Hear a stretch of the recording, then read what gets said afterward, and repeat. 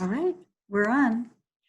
Well, so let me go over a little bit about what I was planning to do tonight, and we can, shift depending on questions as well. But I wanted to tell you a story about one woman who is an individual giver, and really tell you a little bit about her story. I also want to discuss women's role and give you some real life ways to think about your own giving and how you can make the greatest impact.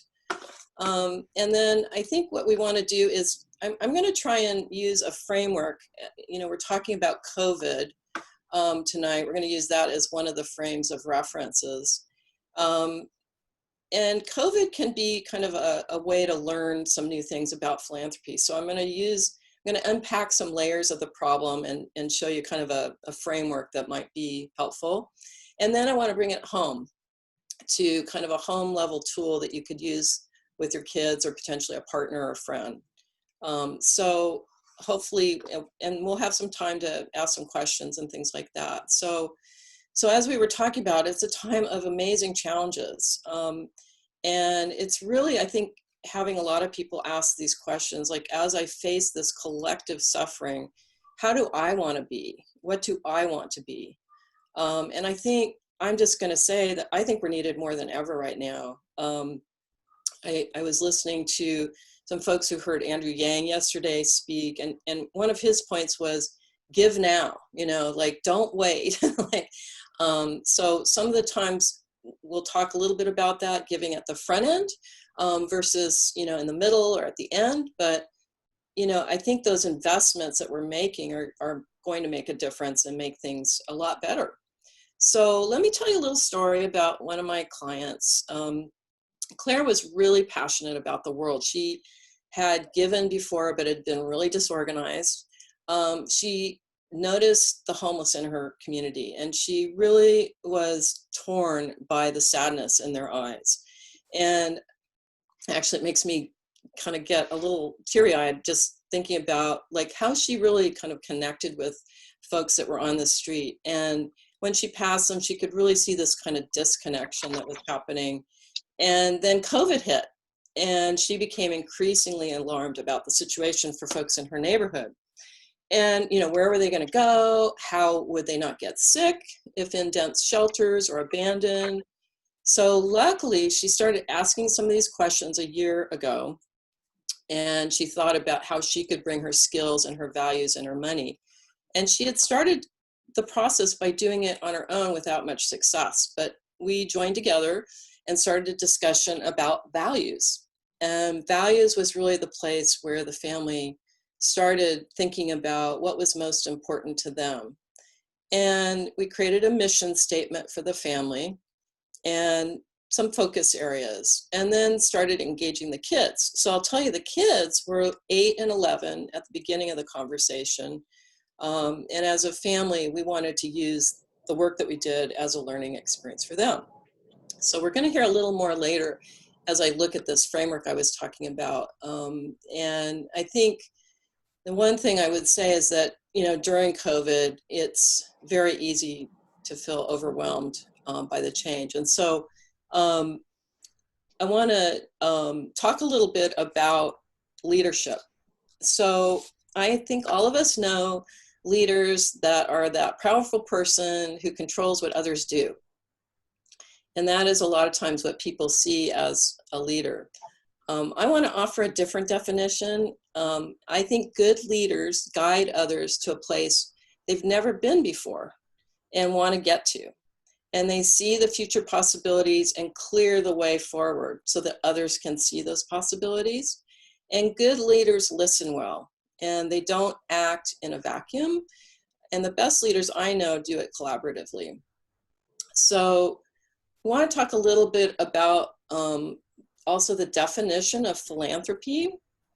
And I want to ask you a question, and it's somewhat hypothetical. I'm not going to ask you to, say yes or no, but do you see yourself as a philanthropist? I think it's such a pompous title, but it does engender the idea of leadership. And I am just going to pose to you that I think everybody can be a philanthropist. And you may or may not know that the root of the word comes from the Greek and Latin origins, meaning love of humanity. And so I think when I think about love and being a leader in this time, it also involves messiness. So we are going to talk about some messiness. Love means being there during the difficult times, right? When things are really uncomfortable. And then also in terms of my definition of philanthropy, it really includes not just talking about money, but which is really important. So I know folks that lead nonprofits like Tanya would say, please think about contributing to me, because money has to make operations happen.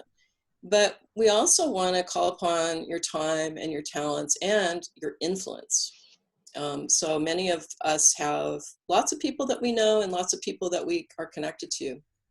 So for the women I've met in impact giving and my clients, I think this desire to have kind of deeper meaning in the world is really what's helped them think about bringing their families along for this adventure. So I want to turn to the slide on women's role. So when we think about women, we are a women's giving circle. Women have lots of, confusing roles sometimes. We are primary caregivers many times for families. You'll see in the COVID work that I'm sure some of you are aware of that many women are struggling right now because they're both caregivers for their kids, plus they're trying to work. And you've seen, I'm sure I've been on Zooms where the kids, having to be taken care of while they're trying to be professional in this meeting. That's happening worldwide. Women also take the lead sometimes in helping families adjust to things like crises like this. And research has shown that women are more likely to share goods and others with others and save.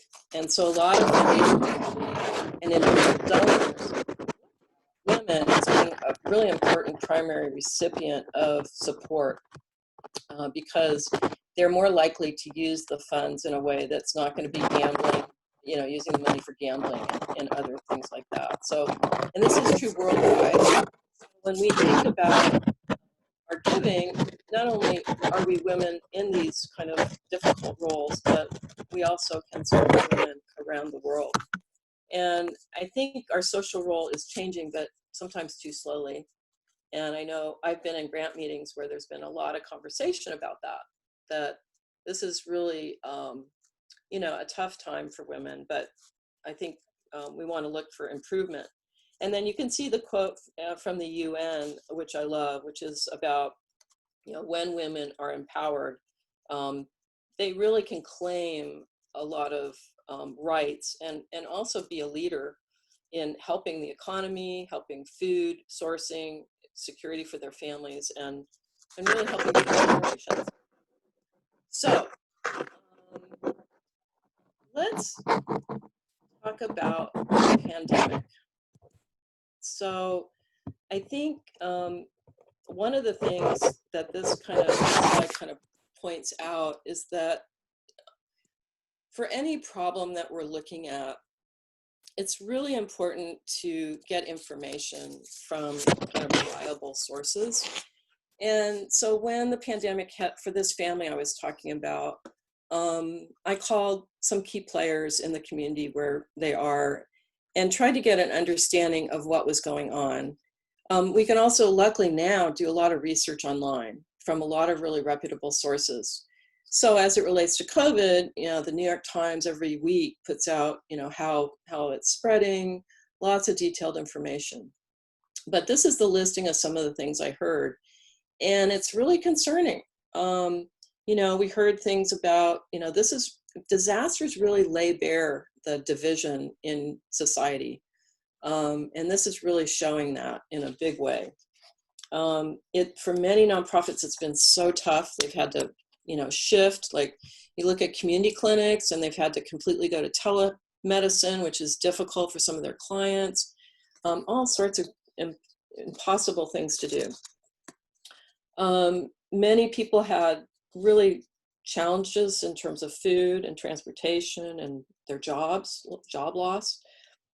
But also I heard that people were calling out for a time to listen, and I think we're hearing that again with the demonstrations that are going on in terms of police brutality. We're hearing, it's important to listen, not just speak. And then also that it's a systems problem, that some of these are very complex institutional challenges that we have to face. So I want to turn to this next slide, and this is meant to be one framework. It's not the only one, but just a way of thinking about giving in terms of a continuum. And so what this is looking at is a continuum, a possible continuum of funding in a time of a disaster or a time of a crisis. And I think you'd all agree that it's not just about when the disease or the problem hits. We want to look at the critical first needs in terms of the crisis, which is that far left bar. We want to potentially fund during that time because we can actually prevent bigger problems.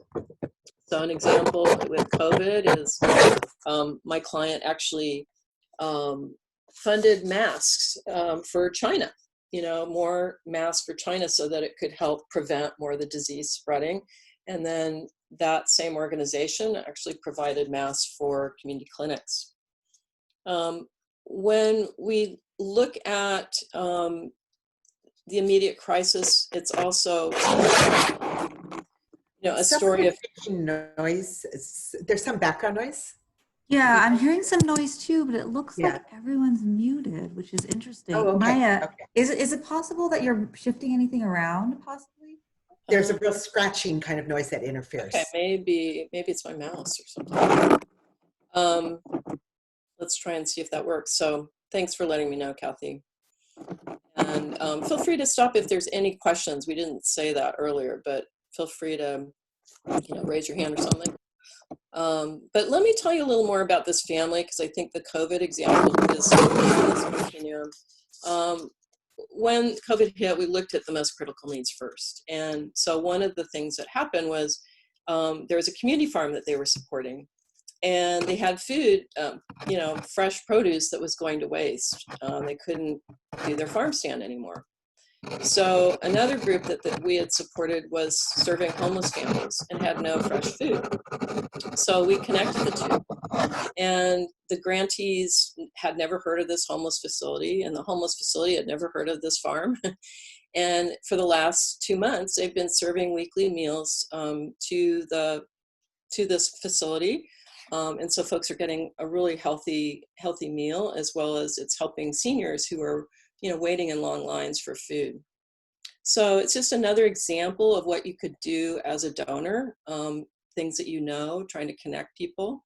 We also supported trainings for nonprofits facing really tough challenges during COVID, because we knew prevention-wise, they were going to need to do fundraisers a different way. And then the family actually decided to deliver sheets to the homeless center. So they did something out of their personal funding, and also thought about like people that had rents to pay and paid some people's rents that were going to be evicted. So just kind of moving through the continuum a little bit here, you can kind of see this movement across kind of a continuum of time. And so you can see in here that there's a call for doing public advocacy. So an example of that would be reaching out to a council member about some things that a donor is seeing, making sure that it's clear that, because sometimes the public policy people don't see what's going on, and you can be a voice on behalf of nonprofits or with nonprofits. Also in the middle, sometimes it's a call for partnerships. In the case of this family, they really cared about small businesses surviving. And so they fund a group called the Opportunity Fund, which is really a national group that's supporting small businesses that can't get federal loans. And then longer term, how are these systems broken? So the disease brought out that the healthcare system is inadequate in many ways. There's some difficulties in terms of the disparate health outcomes that are happening. And the support that you could give on the urgent side might reduce some of the problem, but you really need to dig in sometimes and say, well, what's the root of this problem? What's really going on that's making it hard for people to be cared for? And of course, what we see with that is that it's complicated. So you know what I mean. It's the more you uncover about the work, the bigger the problem is. And the more you see what needs to be done, it gets a little more complicated. And that can kind of force some people to kind of shy away. But I'm going to try and promote here that we just get into that messiness. And so I'm going to stop for a moment and see if there's any questions up to this point. I just wanted to say farewell. I have got to go read. Thank you, Pam. Thank you Thanks, so Pam. much. I'm very disappointed I can't continue with Well, you. you can listen in later. Good. Okay. I'll come back and see if you're still talking after the runaway bunny. Okay. Okay. Any questions that folks have up to this point? Okay. Okay. I think, yeah, we can look at the next slide, that it is time to listen and to reflect. But it's also time to get into the messiness and really fund efforts now and later. And so let's move to the next slide, Tanya. So, you know, I think we're talking about kind of a really tough challenge here. And I think one of our challenges is that sometimes, and I know I fail with this sometimes too, that we think we're going to screw it up, or we think the crisis is so big and we tell ourselves that it's not our turn to do something, or it's not the time to jump in. And I want to try and encourage us to kind of put that fear to the side. And, you know, I'm not saying to not be reflective of what community needs, but to not shy away from also contributing resources in needy places when it's in front of us. So I want to show you this one idea. So that was kind of one idea to help you increase your impact, to really think about it, not just as a one-time thing, but to think of it as the long haul, and to really start getting into things that might be dialogues with different groups about what types of systems really need to be supported. And, you know, and I can tell you about some groups that have some of those conversations if you're interested in that. And I do retreats on that. And, you know, so there's a lot of ways to unpack that a little bit more, but we won't have time to unpack it too much tonight. So I was asked to kind of help you with a couple little tools that you could use with family members. And this could be used for kids or grandkids. And I'm really just kind of setting up a potential conversation, a set of conversations that you can riff on, you know. So this may not work exactly for your family, because I do believe every family is unique. But it's a way to kind of explore some of these things more intentionally. And I think that's part of the goal here, is to be more intentional, and, as Kathy was saying, more disciplined maybe. So one of the first things that I think is really is something to think about is what your own values are in terms of family, your family. And examples of that, you know, folks I've worked with have explored are things like justice, dignity, learning, forgiveness.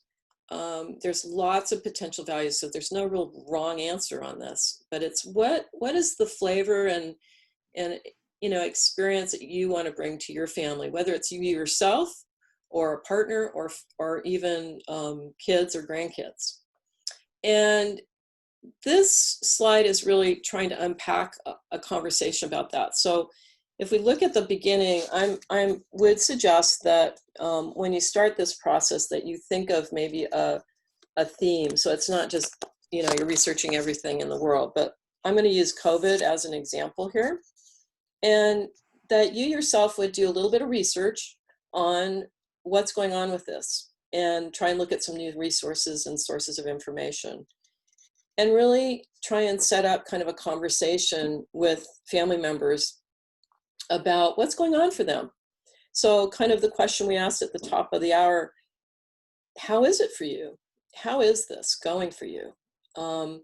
And I think this could be a conversation with nieces and nephews, with cousins, you know, with a lot of people. I think it's a really important time to kind of ask that question and really be able to listen and hear, you know, kind of underneath, you know, what's going on. I think everybody just is vulnerable in some place, whether they can articulate it or not. And then I'm suggesting that a second conversation, and I'm suggesting separating those two because I think it would be great to have kind of a focus more on the emotional information, and then separating that out with, okay, so let's talk about what we think are some of the community impacts from this disaster, this virus. And you could even assign folks to do some research themselves. So if I had kids that I wanted to, they have homework for something, I could say, hey, kids, why don't you research what the proportion of cases are in our city versus Santa Ana? What do you think is going on with that? Why are they different? Why is Santa Ana's numbers 3 times as big as ours? I wonder what's going on. So kind of exploring and unpacking a little bit of some of the impact on the community. And then talking in that conversation about your own values and the values of the family and how you might try and look at that problem as a way to try and solve some issues related to it. I'm also suggesting that you create a family budget for this, and that could involve having other members of the family contribute to it. I've seen siblings, for instance, say, hey, let's talk together about this and let's pool our resources and we're going to contribute to 3 groups together. And that can be kind of fun as well. And then the process is to really just find some of those critical nonprofits and bring them back to the table at conversation 3. So conversation 3 here is to really then think about these groups, have everybody talking about the different groups together. And then the part here that's really difficult sometimes to do is to match that conversation back to what the research told you. So it's really easy for us to kind of get more into the personal stories, and those are important. But just as an example, you know, I've seen families where, you know, they'll find out, let's just say that Santa Ana and Anaheim have the biggest needs, and how can we help the community clinics in those cities, just as an example. And then it'll come to the conversation, and the family will completely forget about what research they found. And they will go off on some tangent about some group that they know, or some, you know, somebody they know that knows somebody, and not really tying it to, you know, kind of a intentional way of trying to contribute. So it's not to say that both aren't right, but it's just to say that if you want to be more intentional and more research driven, that have that conversation. Like, okay, so how does this relate to our research that we found out? And then it is important to show everybody that the funds were distributed. Sometimes this gets lost a little bit, that, you know, mom or dad writes a check and puts it in the mail and nobody knows about it.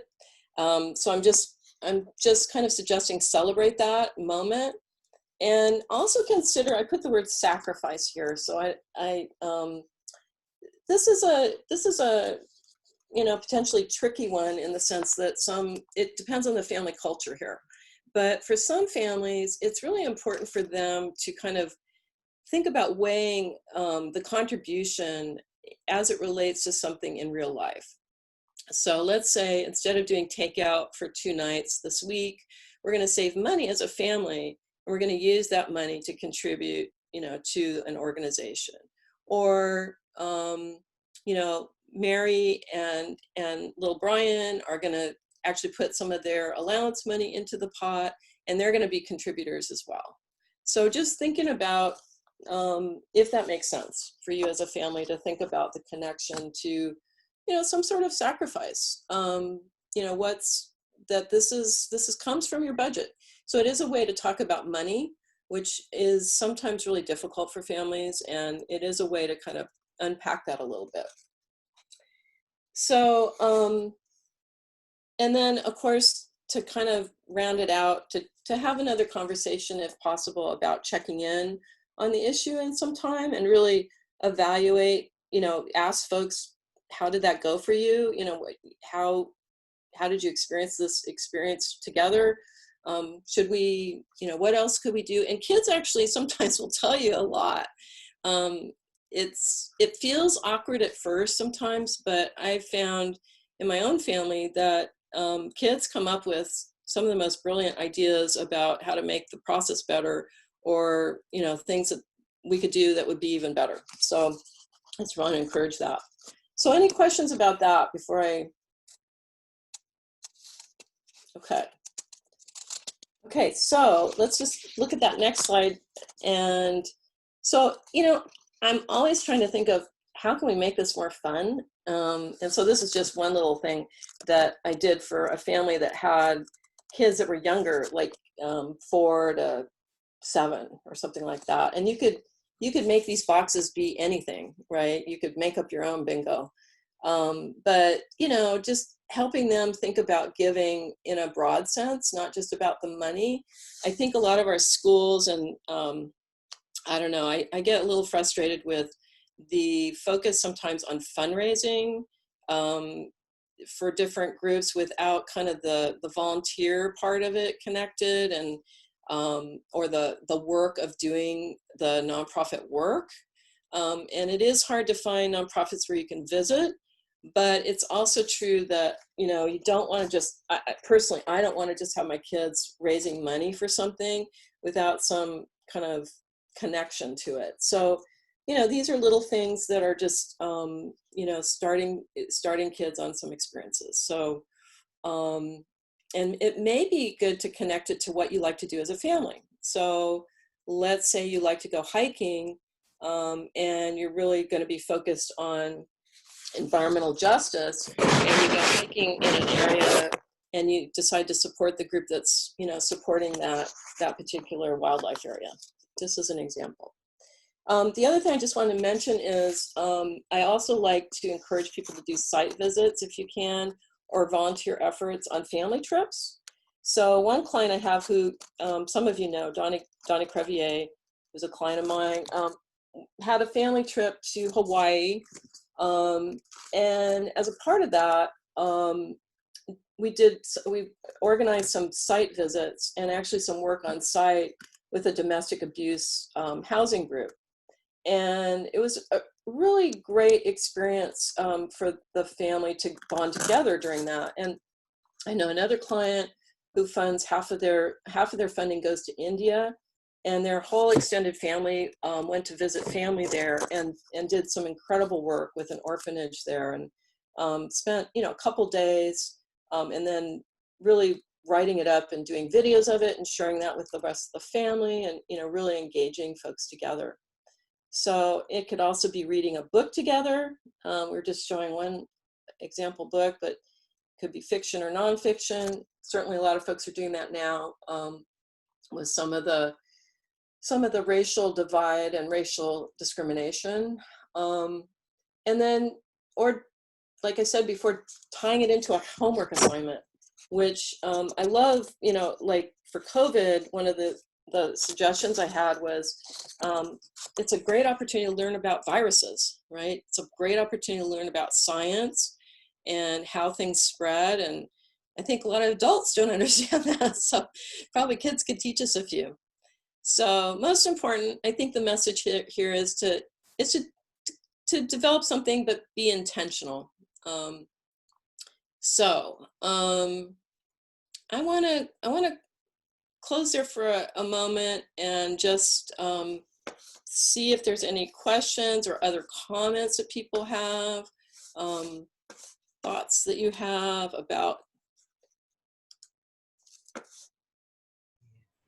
And, you know, so I do want to ask you, and maybe we can get through this slide, but I did want to ask you how you would like to take some of this idea out into your world. Also, I have some blogs there on COVID and some nonprofits that you might want to look at that I did some research on. And then also there's a more recent blog on racial disparities and some information there about that issue that you can look at. And then I put that for myself. And then if you are interested in small women's retreats, let me know, and you can email me at the email that's below there. So when you can't see straight ahead, you're about to turn a corner. So I was going to comment that I loved, I hadn't thought about this in terms of opportunities for family growth. You know, my kids are older now, they're, you know, in their late 20s. Damage is done. But I was thinking, you know, when you've got kids at home with you, it's a wonderful holistic view of training them to become, you know, just very engaged adults, right? The idea that it's not, giving money is important, and the idea that they give some of their own to a family fund that goes somewhere, that's great. But also the idea that that they might write a letter to counsel people, or, you know, write a letter, do some direct advocacy on an issue of concern to try to make a difference, and do some direct involvement in work in some issue can really be a life-changing thing for a kid. And so I love that sense of it's very well-rounded, it's complete. The thing I was wondering about though is, you know, we all live such busy lives. And so I'm Catholic, and in my faith tradition, Lent is the time that you do things like this, right? And so I could see in my tradition, that would be a terrific Lenten exercise. But I wonder, but otherwise, how do you see families doing this? Would it be like a seasonal thing? Is this just something they would incorporate into their daily life? It goes on, or how do you see it? Yeah, I mean, I've seen different examples. It depends on, you know, some families have actually budgeted for the whole year, you know, a certain amount that they want to contribute. And you could even make it like a grant making process, you know, like a foundation does. And, you know, certainly help people with that. It's not to say that some people need more help, but you could say, look, for this year, we're going to budget, you know, this amount, and make it a process that integrates with Lent or with Christmas or with what other kind of religious tradition you have, I think would be awesome.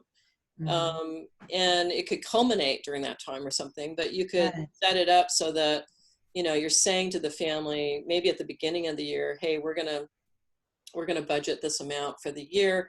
And then when a disaster hits, I mean, I think it is a time to just kind of look back at that and say, you know, we're going to ramp this up. We you know, we need to put more skin in the game, because there's just, you know, a comparison of what's going on for us versus other people, you know, is just so stark. And so kids, we want, you know, to talk about this as something we're going to all do together. So I think the families I've worked with, you know, we do more quarterly kind of allotments, and but you can do it yearly, you can do it twice a year. Kind of depends on your family rituals, I think. So yeah, it's a good question. Jen, I'm curious, because I know you have littler kids. So how would this work for you? So with us, I feel like a lot of times it's as issues come up, you know, where there are nonprofits that we consistently support and they're having their annual fundraiser. And so then we'll talk then, or, you know, they have some kind of drive that they're doing, or, you know, they're raising money to build a well or something. And so then we'll talk about, okay, well, what are we going to do? Is it something where they need us to go walk a few miles? And so I love things like that, where it's, look, we're not just giving money, but you need to come walk with me for this, and know that, like, these kids are missing school because they have to walk this far to get water every day. Because then I feel like kids get it more, you know, oh, I just had to walk that far and somebody's missing that much of their school day. And so I even love it when nonprofits offer that kind of opportunity. And I put in the comments too, when you said that children need to understand the concept of sacrificing, I think that's so important, because it's easy for them to say, oh, mom, dad, I think this is such an important cause. Let's give money to that. Or even they'll donate some of their money. I mean, which is great, but you know, grandparents have given them money for a birthday, or, you know, even the concept of money, I feel like for our kids at this age, it's like, oh, sure, I'll just donate this. And it's a sacrifice, but I loved your idea of, hey guys, if we don't order food for these 2 nights, then we'll give that money to this group. Or if you guys don't buy this thing that you want, we'll donate that money to this group. And I think that's so impactful. That's something that I'm definitely going to have as a takeaway, where the next time they want to do something, saying, okay, well, what as a family could we give up to show how important this is to us? I think that was really cool. I appreciated that a lot. Great. Yeah, because I love, yeah, and I love what you're saying too about if there's some experiential way of making it real. It is interesting that a lot of kids, you know, are just so used to just the money flowing so fast. And now we don't even have the cash, right? So we're not even seeing the cash. It's just flowing. And actually a lot of advertisers know this. They know that kids have a lot more money. And so, yeah, I think it is probably pretty early important to talk about ways that you can do things like this. So they're trying to grab onto, like, what does this really mean, you know, and how does that relate to another family? Like, you know, $20 to somebody else, you know, it's like, Yeah. I was going to say that I think, Jen, what you said resonates so much, but you know, right now for grown children, I mean, sometimes John and I feel like our son is our biggest charitable donation of the year. He's in the film industry, and nobody in the film industry in production can work right now. So obviously he doesn't have any money. And so, you know, we were trying to help him deal with that, but that doesn't mean that he doesn't have passion. And one of the most important things is to try and help children find their passion, and try and stir that, and try and challenge them to use their creativity. And so an example would be, my son escaped New York City because he was living in his tiny little apartment in Manhattan when all this really bad things started to happen in New York City. And he kind of got in his car and he drove to Georgia, where he went to school, where he went to film school. And since he's been down there, he's felt very sad for his community where he grew up in New York. Now, this community in New York where he grew up is the Upper East Side, so it's not a very sad community, but and probably no one is there. They're all in the Hamptons. But what he really felt for were the family businesses that were located there. And so all of the people who lived there, you know, kind of went to their shore houses, and these businesses are really struggling to survive. So he started an Instagram account where every day he dedicated it to a different family business in the neighborhood that has been around for, you know, tens, hundreds of years. And he sort of started it just out of nostalgia, and now he's got hundreds of followers, and businesses on the Upper East Side of New York are sending him all this information about how they started and what's happening with their business now.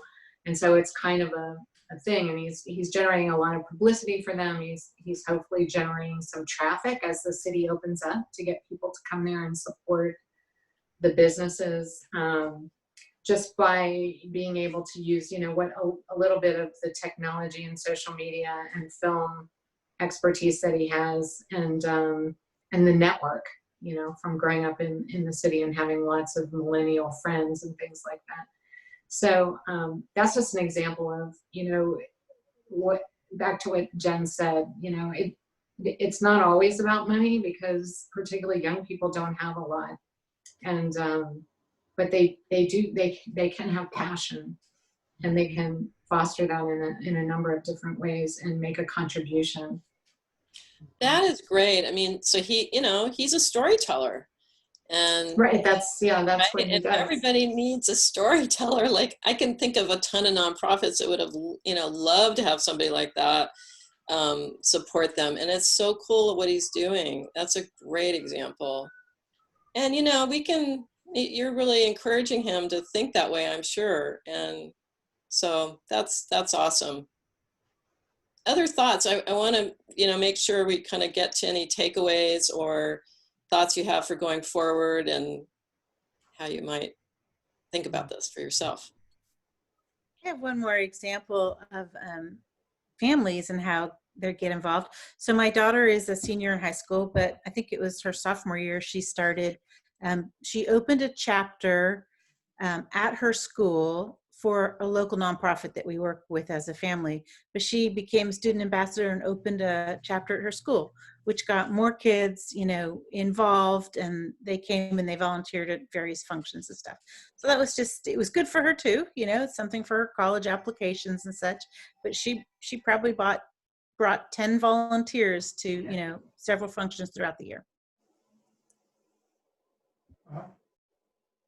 So, and I'm curious too if the idea of this framework for a disaster, if that made sense to folks, if you thought that might be something that you could use in thinking about the problem. Yeah, I think that was really helpful, Maya, in just kind of putting this conversation in context, because it is so amazingly present and continues every day to be more so. And I think will be something that we're dealing with, you know, for a number of months. So I think it's something everyone can relate to and is experiencing, some, of course, on a very visceral level. So I think that was helpful. I appreciated the whole roadmap, if you will, as far as the steps and the conversations. I'm a list maker and I tend to be very organized, but I don't think about philanthropy in that way, in spite of the fact that, you know, I've been involved in nonprofits for so long. So I appreciated that kind of perspective, as well as expanding the idea of, you know, Jake and I don't have children. We, as partners, you know, talk about philanthropy a lot and kind of discuss our giving, if you will, on an annual basis, but we've never really sat down and had that heart-to-heart conversation about what are the values, how can we be more intentional, and then the idea of opening it up to my sisters, for example. I've never thought about including them in this conversation, saying, hey, I know you guys do your own little thing, and they know I'm involved with a lot of nonprofits, but let's have a conversation on our Zoom call this month. Cool. To say, how do we want to marshal our forces, just as Impact Giving does. That so thank is you. Cool. Yeah. Good. And I have this resource that I sometimes use with families, that younger kids, Jen. So this might be one for your kids or even grandkids. It's I think it was put out by well, actually I'm wrong, but I got it at the Tolerance Museum in DC. It's called Character in a Jar. And it's just like a little game that you play with kids, and it has like different values in it. So anyway, it's just like, you know, there's a couple tools like this that are kind of fun to break it up a little bit. There's another set. So yeah, so those are there. And then, yeah, we'll send you the bingo. We do a family Zoom call with my nieces and nephews now every week since the coronavirus started. So I'll get that. Everybody has to alternate picking a game for the week. So that would be a really nice thing for us all to do together. Perfect. Well, Tanya, I'm going to turn it back to you. And Sure. Well, Maya, I think there was one thing that we wanted to do in closing, which is have all of us kind of pick something that we are committed to doing out, like based from this conversation. Mm. Yeah, and so we wanted to encourage folks to just put it in the chat box. Just put, something that you want to take from this, that you'll kind of move into action and the next couple weeks or month. Just so that we are impact giving, so we do want to make impact with our members and make sure that folks are thinking about ways that they can continue to learn and continue to develop their skills. And so I'm really thankful for all of you and just the ways that you think through these things and your listening skills tonight.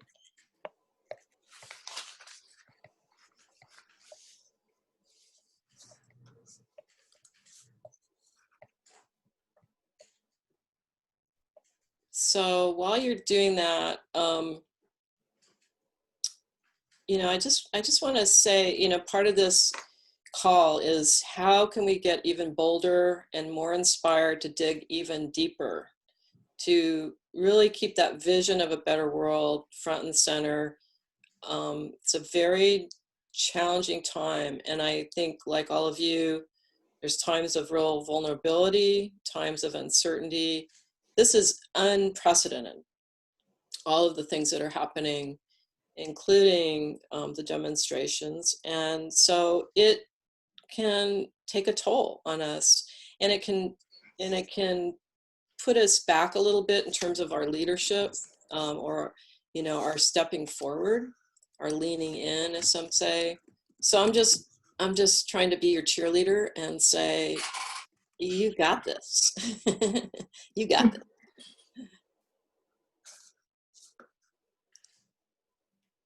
Thanks for that encouragement, Maya, and for the framework for leading us through this discussion. I see a lot of great things here in the chat. And, feel free to connect with me or Maya if you want to check in on any of this, if you want an accountability partner on some of these things. I wrote there that I'd like to use a framework with my immediate group of girlfriends who are really close. We've been friends since college. So we don't really talk about philanthropy, interestingly. Yeah. And it's an easy to use framework. So thank you for that, Maya. Yeah, this was inspirational. Thank you both, Maya and Tanya. Really appreciate it. It was. Yeah, and I just wanted to also quickly say thank you to Chris and Tanya and Jennifer for inviting me to do this. I just really appreciate, the opportunity to talk together, and look forward to more fun. Thank you Thank so you much. all, ladies. Hey, Thanks, Kathy, everyone. give our love to your mom, Kathy. Yes. Thank you. Yep. We'll be thinking about her. Yeah, thank you. Much appreciated. Have a good evening, ladies. Bye-bye. Bye. Great. Thanks for letting me be part of it. Bye-bye. Take care.